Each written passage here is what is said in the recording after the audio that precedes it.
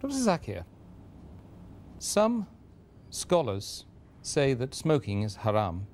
I'd like to know what's your opinion. And does smoking invalidate the fast?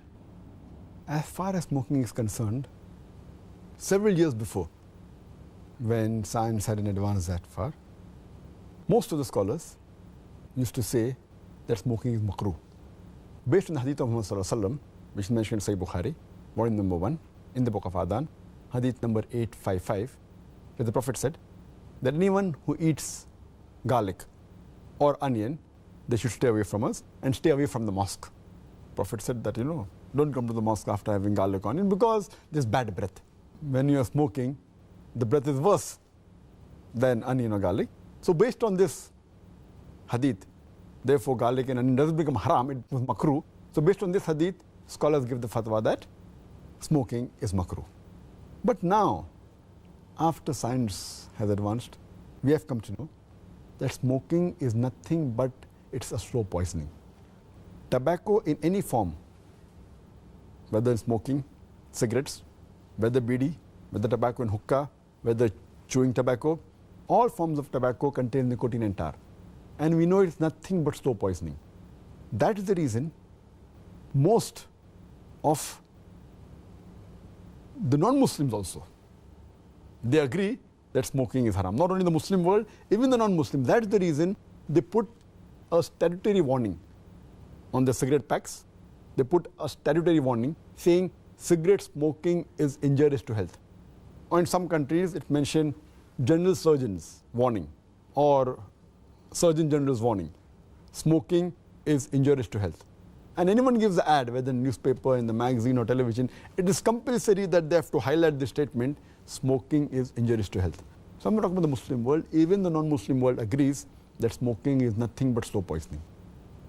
And today, according to statistics, the World Health Organization says that every year more than 4 million people die only because of smoking.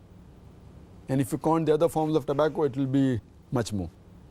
And today medical science tells us, and even I had learned when I was doing my medicine in the medical college, that more than 90% of the lung cancer deaths are only due to smoking, whether cigarette or bidi or whatever it is. 25% of the cardiovascular deaths are only because of smoking. 70 to 75% of bronchitis and related deaths are only because of smoking. Smoking is nothing but slow poisoning.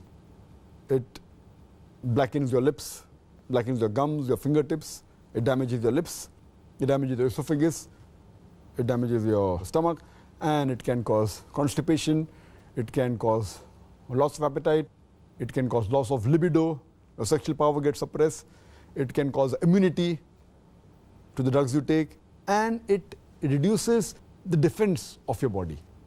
And you can only give a talk on why smoking is haram, and I've given a talk on dietary laws in Islam, and I've covered this topic in detail. Time doesn't permit me here.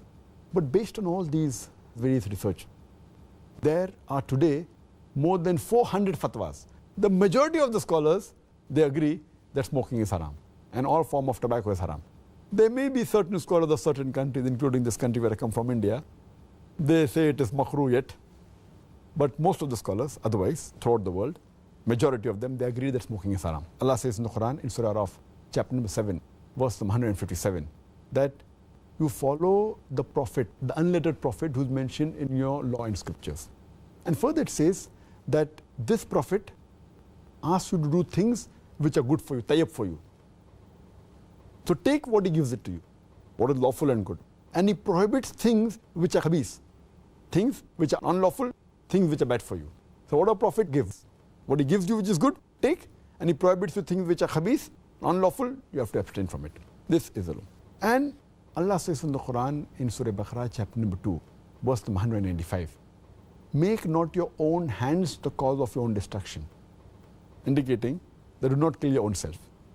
Because smoking is nothing but slow poisoning, it comes under this category, something like suicide. Slow poisoning, every puff you take, you reduce your life. So based on this, there are more than 400 fatwas saying that smoking is haram. And furthermore, this is one of the major reasons why it's haram.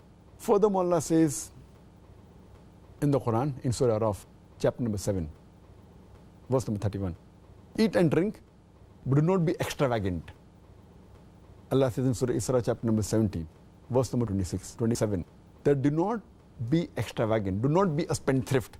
For verily, a person who is a spendthrift is a brother of the Satan, is a brother of the devil.